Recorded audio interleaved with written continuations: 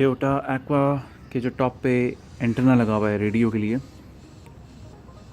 ये बहुत ज़्यादा दफ़ा चोरी हो जाता है।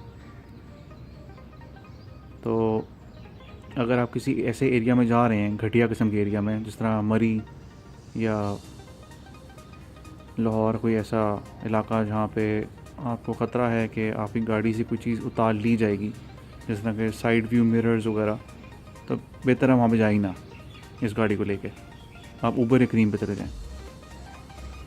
लेकिन अगर आप जा रहे हैं तो इसको एज ए प्रिकॉशन इसको उतार लें। इसको इस तरह करके फेरें एंटी क्लॉकवाइज और इसको उतार लें। आप अपनी गाड़ी में रख लें और लगाने के लिए वापस क्लॉकवाइज फेरें इसको।